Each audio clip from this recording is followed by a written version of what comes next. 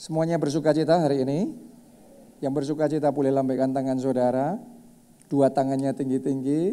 Kita kasih tepuk tangannya boleh yang meriah buat Tuhan kita. Haleluya.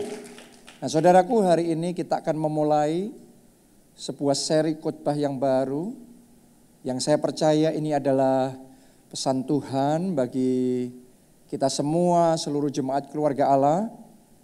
Yaitu The Rainbow of Glory. Pelangi kemuliaan. Jadi selama sebulan ini kita akan membahas tentang yang namanya pelangi kemuliaan. Kenapa? Karena there is a rainbow after every storm. Selalu ada pelangi setelah badai.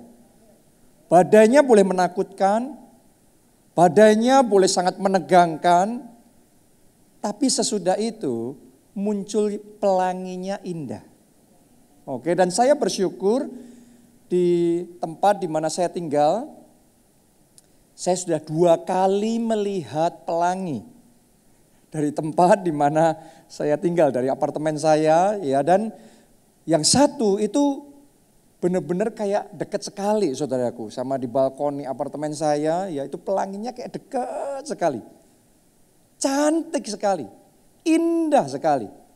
Jadi hari ini saya mau katakan sama saudara, sekelam-kelamnya badai yang sedang mengamuk ini, segelap-gelapnya kegelapan yang sedang menutupi bumi ini, saya mau katakan dan kita deklarasikan, ada pelangi kemuliaan Tuhan yang sedang muncul dan bersinar atas hidup kita. Boleh katakan amin, kita kasih tepuk tangannya boleh yang paling meriah buat Tuhan kita. Nah, saya ajak saudara baca di Kisah Para Rasul 27 ayat 14 sampai 15. Terus kemudian nanti lompat ayat 20 sampai 25. Ini adalah kisah orang-orang yang seperahu dengan Rasul Paulus. Terus kemudian di tengah perjalanan itu mereka kena badai. Saya bacakan buat saudara. Tetapi tidak berapa lama kemudian turunlah dari arah pulau itu angin badai yang disebut angin timur laut. Kapal itu dilandanya dan tidak tahan menghadapi angin halauan. Karena itu kami menyerah saja dan membiarkan kapal kami terombang-ambing. Jadi saking besarnya badainya, saking kuatnya anginnya, sampai nothing else that they can do. Gak ada lagi yang mereka bisa lakukan. Kalau anginnya kecil, kalau badainya kecil, mereka masih bisa mengatasi situasi kondisi.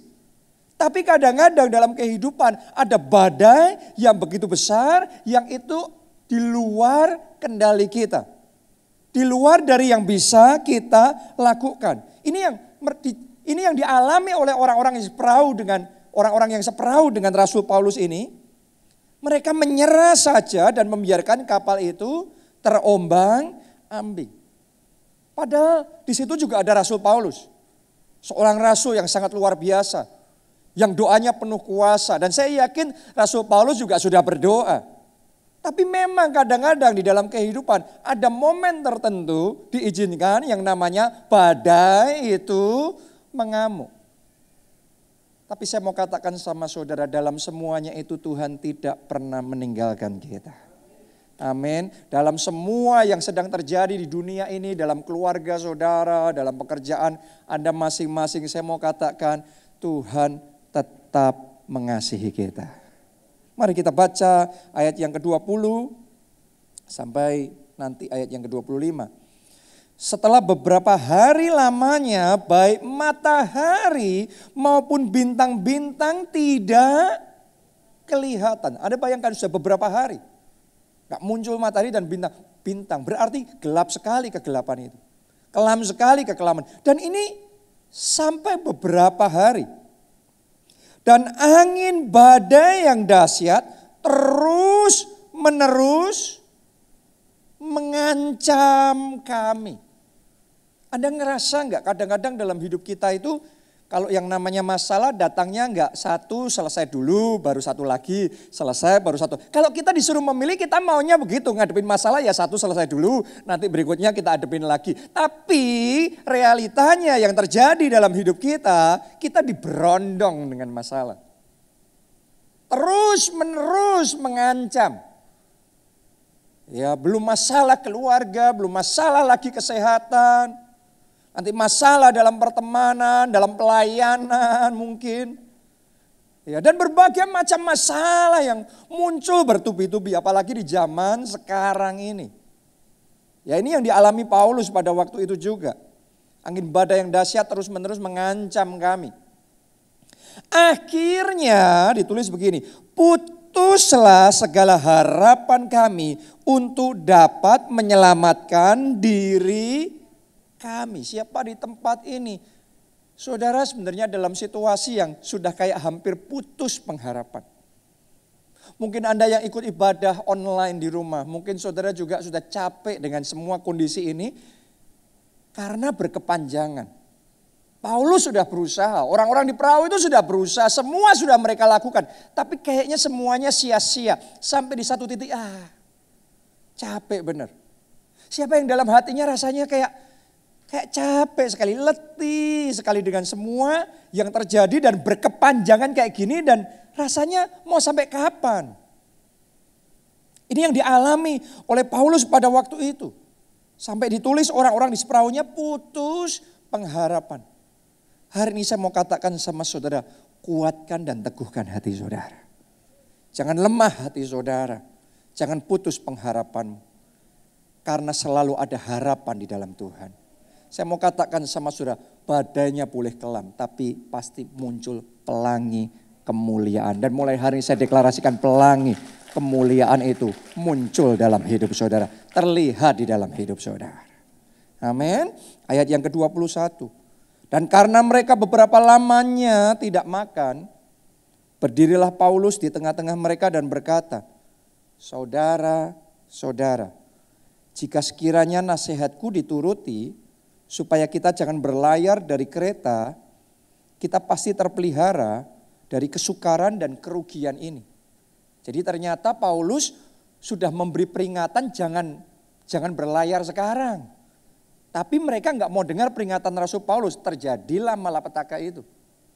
Tapi mau ngomong apa? Kan sudah terjadi. Kan nggak bisa kembali lagi. Ya sudah, yang sudah terjadi ya sudah.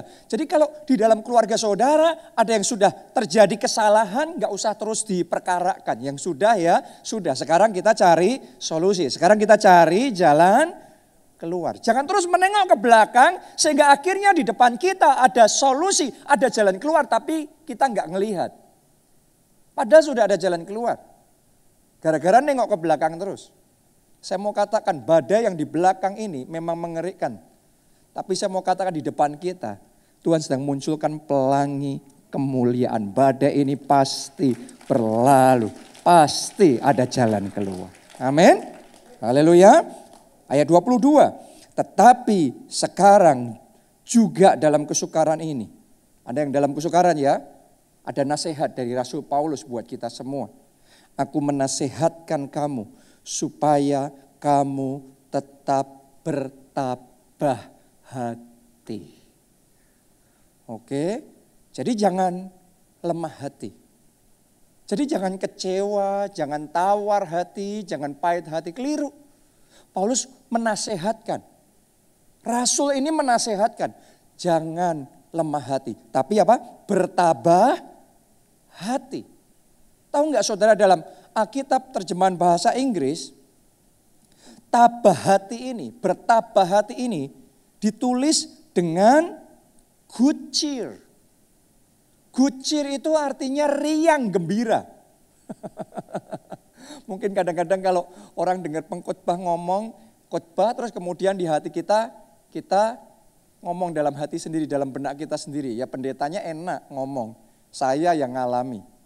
Tapi saudara harus ngerti, pada waktu itu Paulus nggak cuma ngomong, Paulus juga ngalami, Paulus juga ada di tengah-tengah mereka. Tapi dalam keadaan yang seperti itu, Paulus ngomong bertabah hati, kamu tetap bersuka cita dalam segala perkara, tetap bersuka cita, tetap mengucap syukur. Hari ini firman Tuhan mengingatkan kita semua dalam keadaan sesusah apapun, seberat apapun, tetap mengucap syukur, tetap bertabah hati, tetap bersuka cita, sebab sukacita Tuhan itu kekuatan kita. Kita kasih tepuk tangannya pula yang lebih meriah buat Tuhan kita. Amin. Lanjutkan perkataan Paulus ini. Sebab tidak seorang pun di antara kamu yang akan binasa kecuali kapal ini. Saya ajak saudara deklarasikan ini untuk keluarga kita masing-masing. Bahwa di dalam nama Yesus, melalui pandemi, melalui kegelapan, melalui kekelaman ini, tidak seorang pun yang binasa. Kita semua, sekeluarga kita, sekelompok sel kita, sebagai satu kesatuan gereja kita ada keselamatan. Boleh katakan amin. Kita kasih tepuk tangannya yang meriah buat Tuhan kita. Ayat 23. Karena tadi malam seorang malaikat Allah, yaitu dari Allah yang aku sembah sebagai miliknya, berdiri di sisiku. Badainya boleh besar, tapi ternyata Tuhan berdiri di sisinya. Tuhan berdiri di sisi saudara juga. Jangan pernah lupa itu. Di saat kondisi paling berat dalam hidup, mungkin beban hutang saudara besar sekali. Mungkin masalah yang terjadi di keluarga, kesalahpahaman itu berat sekali. Mungkin anak saudara kecanduan dengan narkoba, ya, dan dengan pergaulan yang salah, dengan mungkin saudara sendiri sedang bergumul melawan diri saudara sendiri, melawan penyimpangan seksual yang sebenarnya saudara ngerti, saudara nggak harusnya kayak gitu, tapi kayaknya saudara nggak mampu melalui semuanya itu. Mungkin saat ini saudara sedang mengalami badai masalah yang begitu berat, saudara diperhadapkan pada masalah hukum. Apapun itu keadaan kita masing-masing berbeda. Tapi tolong dengarkan baik-baik. Tuhan berdiri bersama dengan saudara. Tuhan tidak buang saudara, Tuhan tetap mengasihi, Tuhan mengampuni saudara, Tuhan menerima saudara, dan Tuhan siap menolong saudara. Tepuk tangannya pula yang paling meriah buat Tuhan kita. Saya rasakan waktu saya ngomong begini, ada kuasa Tuhan yang bekerja. Saya tahu ada orang-orang di tempat ini, Anda terima pertolongan dari Tuhan. Bahkan yang ngikuti via online saat ini, kuasa Tuhan tidak terbatas. Saya percaya dimanapun engkau berada, di rumah sekalipun, Tuhan sanggup bekerja, Tuhan sanggup menolong, Tuhan sanggup menyelamatkan. Setelah badai muncul pelangi. Tepuk tangannya pula yang meriah buat Tuhan kita. Amin. Ayat 24. Dan ia berkata, jangan takut Paulus. Jangan takut Jonathan. Saudara mesti ngomong itu sama hati saudara sendiri. Kadang kita harus kuatkan diri kita sendiri. Jangan takut. Oke? Ngadepin semuanya. Mau resesi kek, mau krisis kek, ada yang ngomong depresi kek, apapun istilahnya. Jangan takut. Jangan takut. Jangan takut. Gembalamu yang baik, gembala agung kita tidak meninggalkan kita. Dia selalu berjalan menyertai kita, gadanya dan tongkatnya itu yang menjaga kita. Kita kasih tepuk tangan yang meriah buat Tuhan kita. Jangan takut Paulus, engkau harus menghadap Kaisar. Karena Paulus memang akan diadili di sana, tapi Tuhan ngomong engkau harus menghadap Kaisar. Kenapa? Karena harus memberitakan Injil sama Kaisar. Karena Tuhan mau Paulus bersaksi sama Kaisar. Dan sesungguhnya oleh karunia Allah, maka semua orang yang ada bersama-sama dengan engkau di kapal ini akan selamat karena engkau. Dulu kadang-kadang saya di pesawat ketemu sama jemaat dan kadang-kadang mereka ngomong sama saya, Pak, saya jadi tenang Pak di pesawat ini sama Pak Jonathan karena saya tahu saya pasti selamat. Waktu itu saya menjawab, ya tenang karena bersama Tuhan. Tapi ternyata Alkitabiah juga omongannya saudaraku. Ya, karena ada momen tertentu di mana kalau tugasnya belum selesai, tugas Rasul Paulus memberitakan Injil kepada kaisar itu harus dilakukan. Maka orang-orang yang ada seperahu dengannya akan selamat. Keluargamu selamat, pekerjaanmu selamat, masa depanmu selamat, kesehatanmu selamat, hidupmu selamat. Tepuk tangannya pula yang paling meriah buat Tuhan kita. Amin. Haleluya. Ayat 25, sebab itu tabahkanlah hatimu saudara-saudara, karena aku percaya kepada Allah bahwa semuanya pasti terjadi sama seperti yang dinyatakan kepadaku. Oke. Jadi selama waktu kita belum selesai, di pemandangan Tuhan, waktu kita di bumi belum selesai, masih ada tugas Tuhan buat kita. Dan dari pihak kita juga, kita masih mau ditugaskan sama Tuhan. Saya mau katakan sama saudara, Anda jalan terus saja. Anda aman dalam lindungan Tuhan. Anda aman dalam lindungan Tuhan. Amin. Makanya gereja kita bersyukur sekali.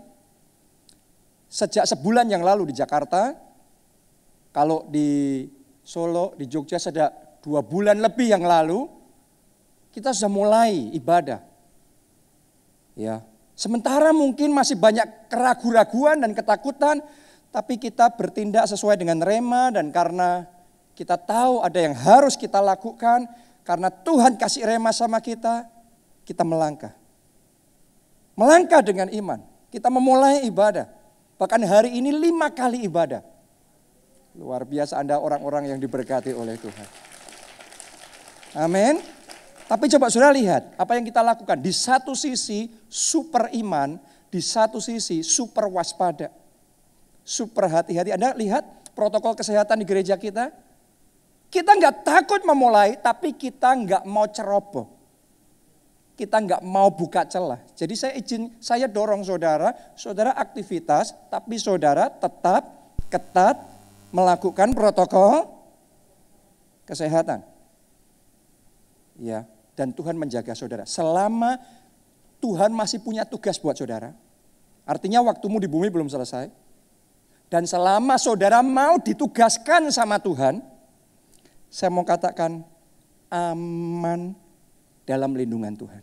Karena itu bangkitlah, jadilah terang. Bangkitlah dan bersaksi. Di momen seperti ini momen terbaik untuk kita bersaksi. Untuk kita memperkenalkan Yesus kepada keluarga kita. Memperkenalkan Yesus kepada teman-teman kita. Mari bersaksi, di dalam Yesus ada jalan keluar. Di dalam Tuhan Yesus ada pertolongan. Di dalam Yesus ada pemulihan. Di dalam Yesus ada kuasa Allah yang tidak terbatas. Melalui hidup saudara, keluargamu diselamatkan. Melalui hidup saudara, teman-teman saudara diselamatkan. Selama engkau masih bertugas, selama Tuhan masih kasih waktu sama saudara, Anda selamat. Amin. Tapi jangan buka celah ya. Terus ya, super iman, super hati-hati. Jadi kita mulai 5 kali ibadah ini, saudara lihat kita tidak mengendorkan protokol kita. Jalan terus, ayo maju terus. Gak usah takut. Tapi kita harus waspada. Demikian pula di dalam hidup saudara. Ya, karena yang namanya badai kehidupan itu bukan untuk kita takuti. Di situ momen kita belajar berjalan dengan iman. Dan kita akan melihat kemuliaan Tuhan. Karena setelah badai akan ada pelangi. Pada zaman Nuh, saudaraku, karena kejahatan manusia yang begitu rupa, maka diizinkan ada air bah yang begitu besar melanda dan membinasakan seluruh bumi. Saya mau ngomong begini sama saudara, di zaman generasi kita sekarang ini, baru pertama kalinya seumur hidup kita ngalami kayak gini, benar apa tidak? Tapi saya mengingatkan saudara bahwa apa yang terjadi di zaman kita ini belum ada apa-apanya dibandingkan dengan yang terjadi di zaman Nuh. Karena di zaman kita ini yang korban baru berapa, tapi di zaman Nuh seluruh bumi binasa. Semuanya binasa, kecuali 8 orang. Nuh dengan anak-anaknya dan menantunya. Nuh, istrinya, anak-anaknya, menantunya. Satu keluarga. Jadi sudah nggak ada lagi yang hitung korbannya berapa, yang positif berapa, itu nggak ada. Karena semuanya sudah, yang dihitung yang selamat. Cuma 8 orang saja. Jadi pada waktu itu malapetakannya jauh lebih besar. Nah, tapi mari kita lihat kenapa Tuhan menyelamatkan Nuh. Kejadian 6 ayat 7 sampai ayat yang ke-9. Berfirmanlah Tuhan, aku akan menghapuskan manusia yang telah kuciptakan itu dari muka bumi, baik manusia maupun hewan dan binatang-binatang melata dan burung-burung di udara, sebab aku menyesal bahwa aku telah menjadikan mereka. Ayat 8, tetapi Nuh, tetapi Nuh, saya mau masukkan nama saya di situ, tetapi Jonathan. Saudara mesti masukkan nama saudara juga di situ. Amin. Ya, tetapi Nuh mendapat kasih karunia di mata Tuhan. Anda jemaat keluarga Allah dapat kasih karunia di mata Tuhan. Para pelayan Tuhan, KKS, staf gembala, Anda dapat kasih karunia di mata Tuhan. Ayat 9, inilah riwayat Nuh. Nuh adalah seorang yang apa? Benar. Perhatikan, ini yang dicari sama Tuhan ternyata. Orang yang benar. Dan tidak bercela di antara orang-orang sezamannya. Dan Nuh itu hidup bergaul dengan Allah. Ini alasan kenapa dia dapat kasih karunia. Kenapa Tuhan menyelamatkan. Jadi memang bukan sekedar orang yang percaya Tuhan, tapi orang yang hidup benar, tidak bercela, dan bergaul dengan Allah. Dengarkan baik-baik, pergaulan saudara dengan Tuhan sangat menentukan perbedaan dalam hidup saudara. Siapa bilang bergaul sama Tuhan, dekat sama Tuhan dan tidak sama aja. Kedekatan saudara sama Tuhan akan membuat perbedaan. Saudara hidup benar dan tidak bercela, tidak kompromi dengan dosa, tidak serupa dengan dunia. Saya mau katakan sangat membuat perbedaan. Karena itulah Nuh diselamatkan. Yang lainnya binasa. 1000 binasa di sisi kiri, 10.000 di sisi kanan. Tapi karena Nuh benar, tidak bercela, artinya nggak buka celah, nggak kompromi. Dia bergaul karib dengan Allah, maka ia mendapat kasih karunia. Ia diselamatkan. Jadi hari ini mari kita buka hati kita masing-masing. Kalau ada yang masih salah di hadapan Tuhan, Tuhan pengasih dan penyayang. Tuhan mau mengampuni dosa-dosa saudara.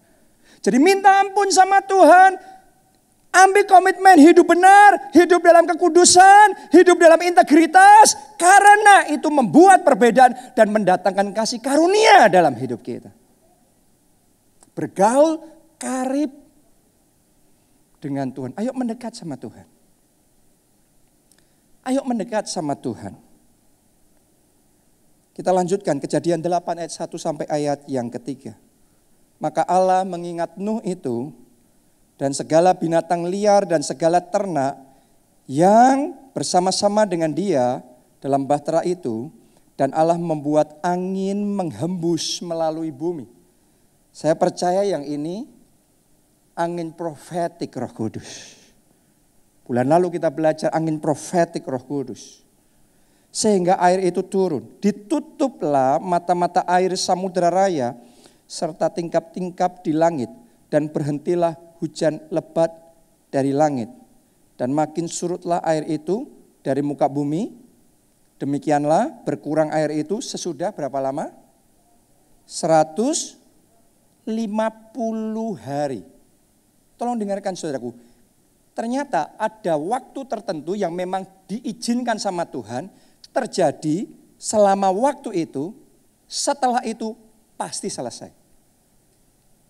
Air bah itu kayaknya menakutkan dan membinasakan semuanya. Tapi tetap ada titiknya. Tetap ada akhirnya. Saya mau katakan masalah yang terjadi dalam hidupmu. Mulai hari ini ada titiknya. Oke. Semua malapetaka yang terjadi dalam hidup saudara. Ada akhirnya. Pandemi yang melanda dunia ini ada akhirnya. Dan mari saya beritahu saudara, akan lebih cepat dari yang Anda perkirakan. Akan lebih cepat dari yang orang pikirkan. Akan lebih cepat. Karena saya yakin tidak kebetulan firman Tuhan hari ini. The rainbow of glory. Tuhan mengingat kembali janjinya. Haleluya. Nah, mari kita lihat setelah Nuh dapat kasih karunia dan diselamatkan. Apa yang dia lakukan? Kejadian 8 ayat 18 sampai 22. Lalu keluarlah Nuh bersama-sama dengan anak-anaknya dan istrinya dan istri anak-anaknya. Anda bayangin, Nuh sudah berapa lama di lockdown di Bahtera itu? Gak bisa kemana-mana, benar gak? Ke situ lagi, ke situ lagi. Setelah semuanya selesai, ditulis lalu keluarlah Nuh bersama dengan keluarganya. Saya bayangin ketika ini nanti semua selesai, horenya luar biasa. Sukacitanya luar biasa. Berapa banyak dari saudara yang sudah kadang ngobrol sama teman saudara, wah kalau ini selesai kita traveling lagi. Kita liburan lagi. Wah sudah semuanya sudah membayang-bayangkan macam-macam saudaraku. Dan itu terjadi dan pasti terjadi. Oke. Ayat 19, segala binatang liar, segala binatang melata, segala burung, semua yang bergerak di bumi masing-masing menurut jenisnya, keluarlah juga dari Bahtera itu. Lihat, ayat 20 ini dilakukan Nuh. Lalu Nuh mendirikan mezbah. Nuh mendirikan mezbah bagi Tuhan. Dari segala binatang yang tidak haram dan dari segala burung yang tidak haram diambilnyalah beberapa ekor. Lalu ia mempersembahkan korban bakaran di atas mezbah itu. Jadi dua hal yang dilakukan Nuh. Mendirikan mezbah dan mempersembahkan korban. Dua hal itu. Kita lihat ya, ketika Nuh lakukan itu, apa yang terjadi? Ayat 21, ketika Tuhan mencium persembahan yang harum itu. Doa saya, korban saudara harum di hadapan Tuhan. Karena ketika Tuhan mencium persembahan yang harum itu, berfirmanlah Tuhan dalam hatinya, aku takkan mengutuk bumi ini lagi karena manusia, sekalipun yang ditimbulkan hatinya adalah jahat dari sejak kecilnya. Dan aku takkan membinasakan lagi segala yang hidup seperti yang telah kulakukan. Selama bumi masih ada, takkan berhenti-henti, musim menabur dan menuai, dingin dan panas, kemarau dan hujan, siang dan malam. Boleh lihat ke depan sini? Karena Nuh membangun mezbah dan mempersembahkan korban bagi Tuhan, ada kuasa Allah yang dilepaskan. Tadi Anda lihat, Tuhan ngomong, aku takkan mengutuk bumi lagi. Artinya, karena Nuh membangun mezbah dan mempersembahkan korban kepada Tuhan, maka kutuk yang seharusnya bisa menimpa di masa depan, sekarang dibatalkan. Malapetaka dan kebinasaan yang harusnya bisa terjadi lagi di masa depan, sekarang dibatalkan. Saudara harus mengerti, ada kuasa yang besar di dalam membangun mezbah dan mempersembahkan korban bagi Tuhan. Karena kecelakaan yang bisa terjadi menimpa atas saudara, bisa dibatalkan. Sakit penyakit yang bisa mendatangi saudara bisa dibatalkan. Ini dicatat. Bukan cuma kutuk di masa depan, kebinasaan di masa depan. Tapi saya mau bacakan sama saudara satu kejadian yang dialami Daud. Yang ketika Daud lakukan hal yang sama, maka kutuk yang sedang terjadi, sedang berlaku, saat itu juga dibatalkan. Kita baca ya. 2 Samuel 24 ayat 18 sampai 25. Pada hari itu datanglah Gad kepada Daud dan berkata kepadanya, pergilah dirikanlah mezbah bagi Tuhan di tempat pengirikan Arauna orang Yebus itu. Jadi waktu itu saya kasih cerita sedikit, background sedikit. Waktu itu gara-gara Daud sombong, maka terjadi wabah di antara bangsa Israel. Dan wabahnya itu penyakit sampar. Mereka sebut itu, mereka namai itu penyakit sampar. Itu istilahnya zaman itu. Dan penyakit itu sangat menular dan sangat mematikan. Sehingga dalam waktu 3 hari 70.000 orang Israel mati. Saya rasa COVID-19 tidak mungkin akan mematikan 70.000 orang dalam 3 hari. Mulai outbreak. Nggak mungkin. Benar? Berarti yang terjadi di zaman Daud itu lebih menular dan lebih mematikan. Karena 3 hari yang mati 70.000. Baru mulai langsung mati 70.000. Dan karena itu Daud minta petunjuk sama Tuhan. Dan ini dikasih petunjuk melalui Nabi Gad. Kita lanjutkan ayat 19. Lalu pergilah Daud sesuai dengan perkataan Gad seperti yang diperintahkan Tuhan. Ketika Araunah menjenguk dan melihat raja dengan pegawai-pegawainya mendapatkannya. Pergilah Araunah keluar lalu sujud kepada raja dengan mukanya ke tanah. Bertanyalah Araunah, mengapa tuanku raja datang kepada hambanya ini? Jawab Daud, untuk membeli tempat pengirikan ini daripadamu dengan maksud apa? Mendirikan mezbah bagi Tuhan. Siapa yang mau mendirikan mezbah? Daud. Kenapa Daud mendirikan mezbah? Supaya, tolong perhatikan ini dicatat Alkitab. Dan yang melakukan adalah Daud. Orang yang dikasihi Tuhan. Orang yang sangat dekat sama Tuhan. Dia mendirikan mezbah bagi Tuhan. Supaya tulah ini berhenti menimpa rakyat. Jadi Anda harus ngerti sesuatu. Di sini ada rahasia firman Tuhan. Karena banyak orang Kristen gak ngerti apa yang diketahui Daud pada zaman itu. Makanya kita harus belajar firman Tuhan. Saya lanjutkan lagi. Lalu berkatalah Araunah kepada Daud, baiklah tuanku raja mengambilnya dan mempersembahkan apa yang dipandangnya baik. Lihat, itu ada lembu-lembu untuk korban bakaran dan eretan-eretan pengirik dan alat perkakas lembu untuk kayu bakar. Semuanya ini raja diberikan Araunah kepada raja. Araunah berkata pula kepada raja, kiranya Tuhan Allahmu berkenan kepadamu. Ayat 24 perhatikan. Tetapi berkatalah raja, yaitu Daud, kepada Araunah, bukan begitu. Melainkan aku mau membelinya daripadamu dengan membayar harganya. Sebab aku tidak mau mempersembahkan kepada Tuhan Allahku korban bakaran dengan tidak membayar apa-apa. Jadi Daud gak mau mempersembahkan korban kalau itu bukan sebuah sacrifice. Bukan sebuah pengorbanan, bukan sebuah bayar harga. Yang dia bisa rasakan itu. Karena dia ngerti prinsipnya membangun mezbah dan mempersembahkan korban itu ada sesuatu dari kita yang naik ke hadapan Tuhan. Dari kita naik ke hadapan Tuhan. Ya, saya lanjutkan dulu. Sesudah itu Daud membeli tempat pengirikan dan lembu-lembu itu dengan harga 50 sikal perak. 25 perhatikan saudaraku. Lalu Daud mendirikan di sana mezbah bagi Tuhan dan mempersembahkan korban bakaran dan korban keselamatan.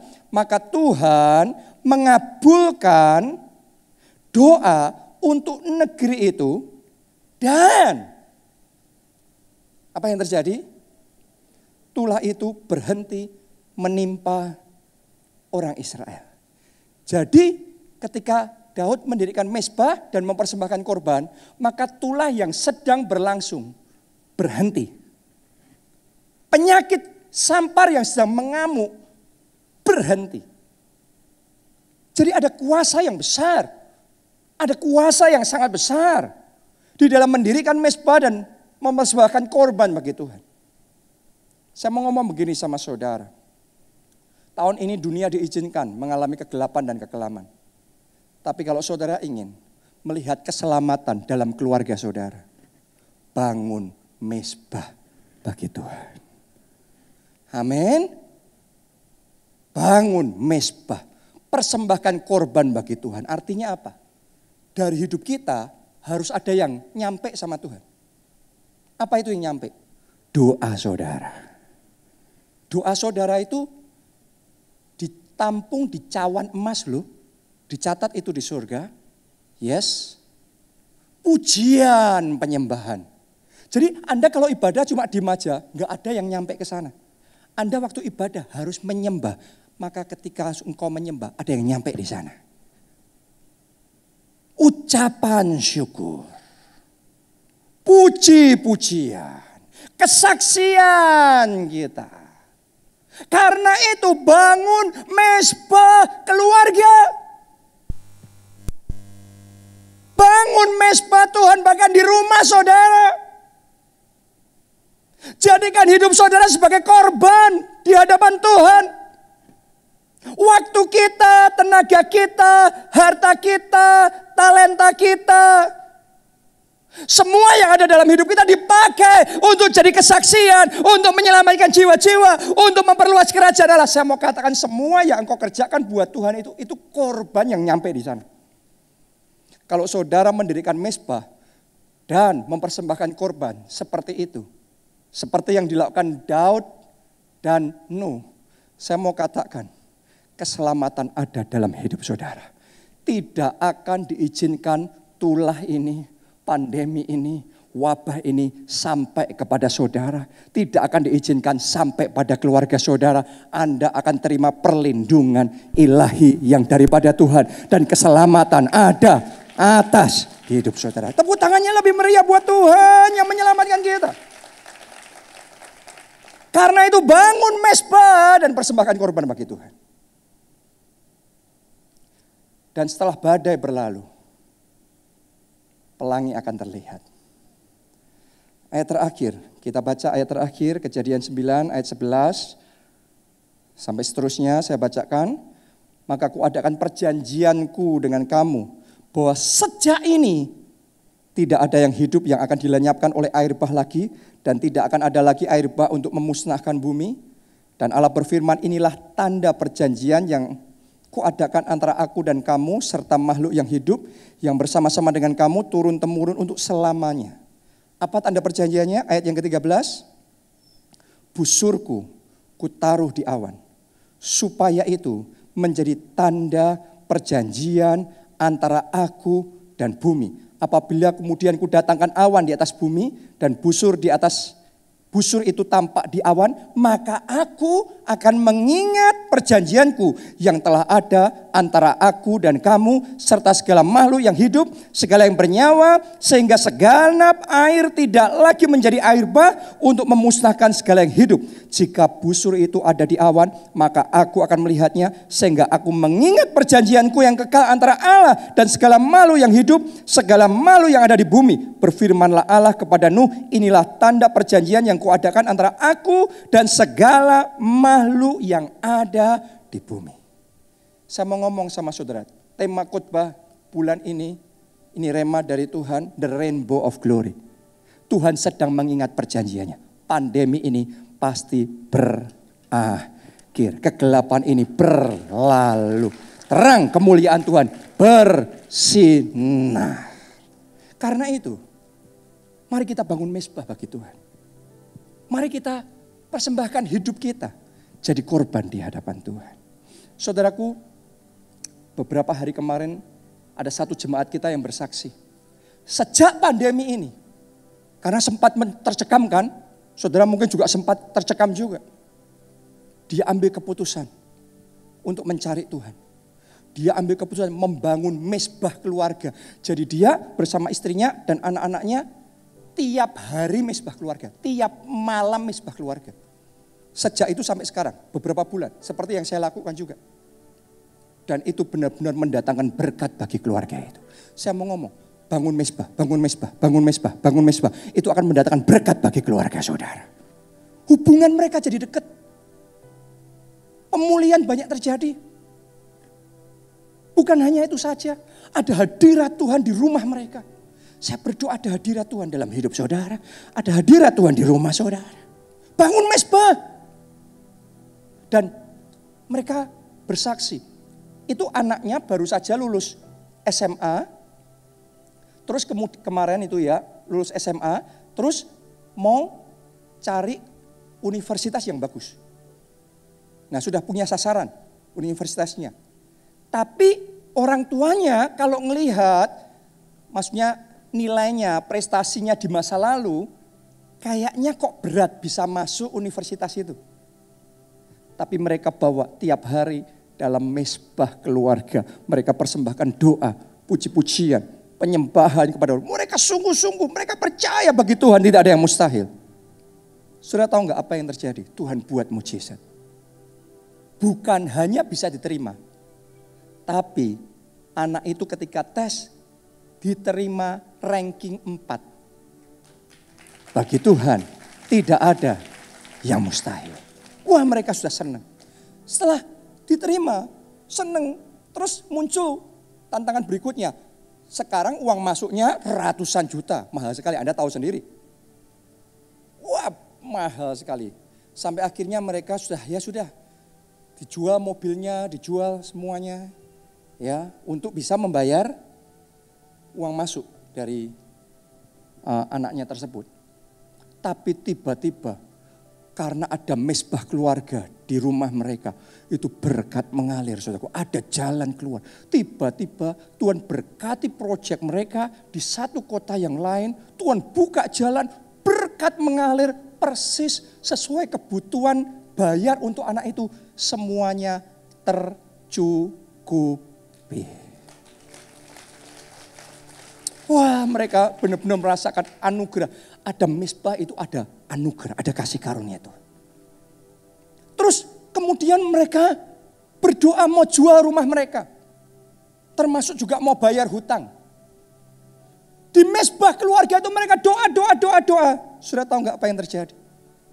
3 tahun rumah itu ditawarkan, nggak laku-laku. Dari harga yang paling tinggi diiklankan, nggak laku, diturunin, sampai paling rendah nggak laku. Nah, kondisi pandemi, siapa mau beli? Sudah tahu nggak apa yang terjadi ketika mereka mulai bangun mesbah keluarga? Tiba-tiba tetangganya telepon, ada yang mau beli dan dibelinya dalam kondisi kayak gini loh.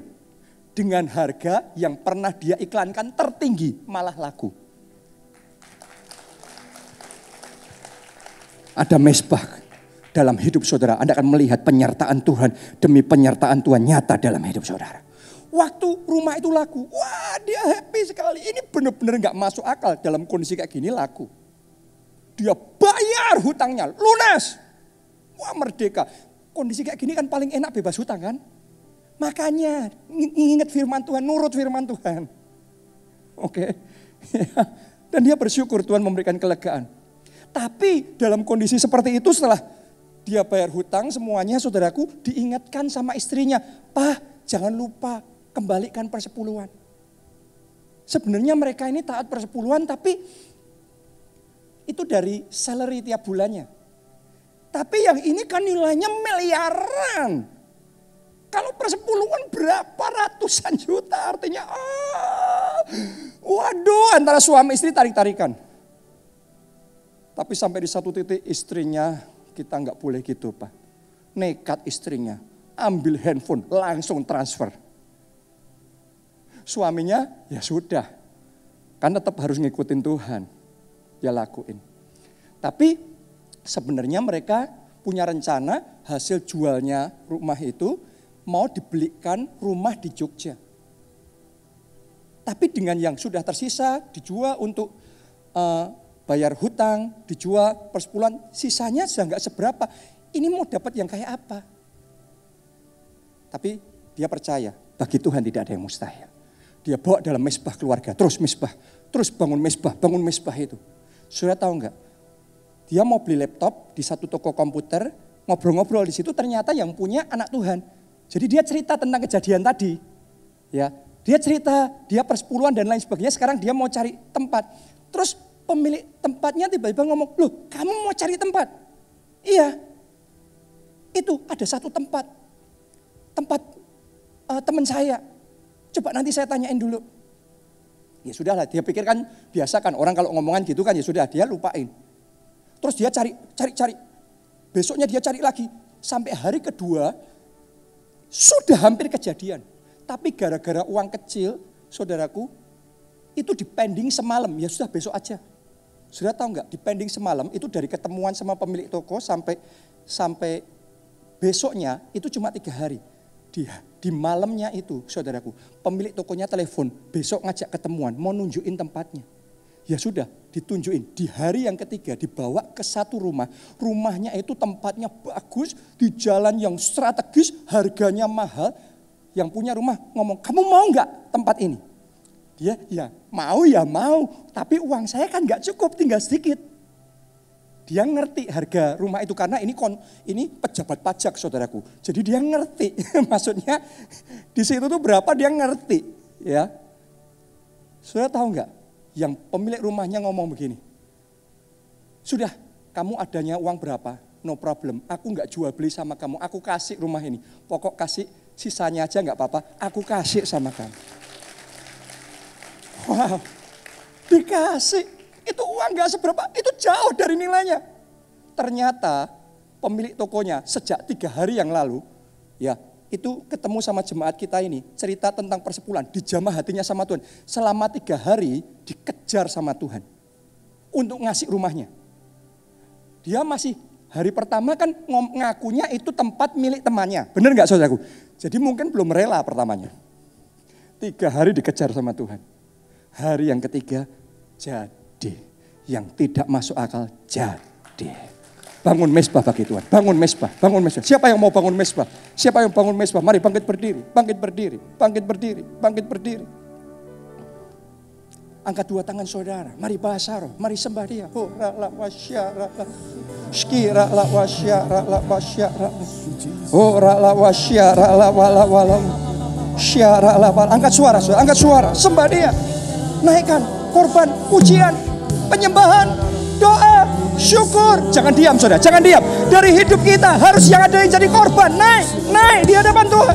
Di altarnya Tuhan, korban persembahan, doa, ucapan syukur, pujian, penyembahan. Oh, ralawasya, Jesus, Jesus, Jesus. Oh, ralawasya, Tuhan pakai kami jadi pondok Daud-Mu. Kami mau bangun mesbah. Kami mau persembahkan korban. Doa saudara, doa. Jangan diam. Harus ada sesuatu dari hidup kita yang naik ke tahta surga, naik ke hadirat Tuhan. Sembah Dia, senangkan hatinya. Senangkan hatinya seperti Nuh, seperti Daud. Ketika mereka bangun mesbah dan mereka persembahkan korban, maka badai itu berlalu, maka tulah berhenti, kutuk dibatalkan, malapetaka dibatalkan, kutuk diganti berkat, malapetaka menjadi mahkota. Mari semuanya doa. Sembah Dia, sembah. Komitmen Tuhan, aku mau bangun mesbah. Bangun itu, mesbah itu dalam hidup pribadi saudara, dalam keluarga saudara, di rumah saudara. Bangun mesbah keluarga. Jesus, Jesus, Jesus, Jesus, Jesus, Jesus, Jesus. Yang kedua, saudaraku, Paulus selamat, orang-orang seperaunya selamat, karena masih ada tugas dari Tuhan yang harus diselesaikan. Dan mereka juga mau ditugaskan oleh Tuhan. Pertanyaannya, kalau Tuhan mau menugaskan saudara, apakah Anda siap ditugaskan oleh Tuhan? Tuhan mau kita bangkit jadi terang. Tuhan mau kita bangkit jadi saksi. Tuhan mau kita bangkit memberitakan Injil. Tuhan mau kita bangkit menyelamatkan jiwa. Yang mau angkat 2 tangan saudara katakan, ya Tuhan, pakai aku, pakai hidupku, bangkit jadi terang. Mari berdoa. Oh,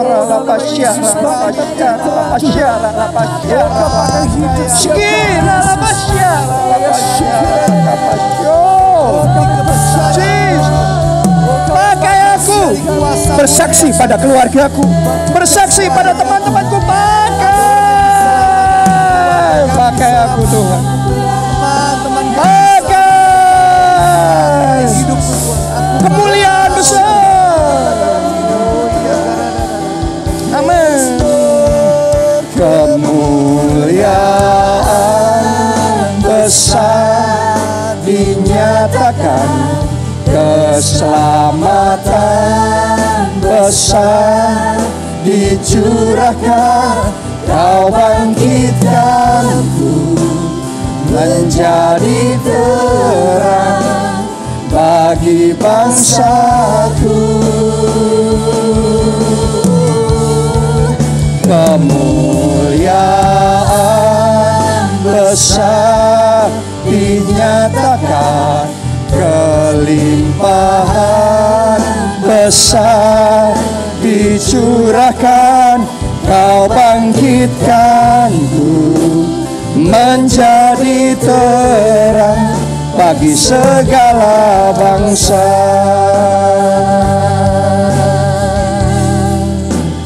Kau bangkitkanku menjadi terang bagi segala bangsa.